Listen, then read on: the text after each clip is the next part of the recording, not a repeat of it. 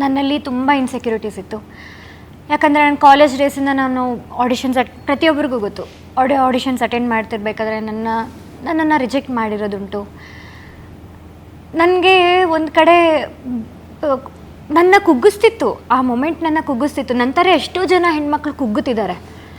ಈಗ ಅದರಿಂದ ಸ್ವಲ್ಪ ಹೊರಗಡೆ ಬಂದಿದೆ, ಆ ಜಗತ್ತು ಸ್ವಲ್ಪ ಚೇಂಜ್ ಆಗಿದೆ. ಬಟ್ ಆ ಒಂದು ಸ್ಟೇಜ್ ಇತ್ತಲ್ವಾ, ಆ ಒಂದು ಸ್ಟೇಜಲ್ಲಿ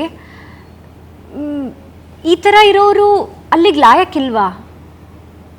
ನಮ್ಗಲ್ಲಿ ಪ್ಲೇಸ್ ಇಲ್ವಾ? ಅಲ್ಲಿ ಜಸ್ಟ್ ಗ್ಲ್ಯಾಮರ್, ಫೇರ್ನೆಸ್, ಅದಕ್ಕೊಂದಕ್ಕೇನೇನಾ ಅಲ್ಲಿ ಪ್ಲೇಸ್ ಇರೋದು ಅನ್ನೋದು ಅನಿಸಿದುಂಟು.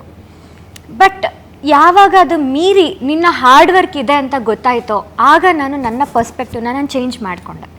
ನೋ, ಅದಕ್ಕೆ ಮೀರಿ ಇದೆ, ನಿನಗೆ ಆದಂಥ ಒಂದು ಪ್ಲೇಸ್ ಸಿಗಬೇಕು ಅಂದರೆ ನೀನು ಕಷ್ಟಪಡಬೇಕು. ನೀನು ಕಷ್ಟ ಅಂದರೆ ಟ್ರೈ ಅಗೇನ್ ಅಂತಾರಲ್ಲ, 1-2 ಸರಿ ಆಗಿ ನೀನು ಅಲ್ಲಿ ಕುಗ್ಗೋಕ್ಕಿಂತ ಟ್ರೈ ಮಾಡ್ತಾನೆ ಇರು, ನಿನಗೆ ಆದಂಥ ಒಂದು ಪಾತ್ರ ಸಿಗಬಹುದು. ಅಲ್ಲಿವರೆಗೂ ಬಿಡಬೇಡ ಅನ್ನೋ ಒಂದು ಛಲ ನನ್ನಲ್ಲಿ ಉಟ್ಕೊಳ್ತು. ನಾನು ದೇವ್ರ ಹತ್ರ ಬೈದಿದ್ದುಂಟು, ನಾನು ದೇವ್ರಿಗೆ ಯಾಕೆ ಅಂತ ಬೈಕೊಂಡಿದ್ದುಂಟು. ಹೌದು, ಅದು ತಪ್ಪು.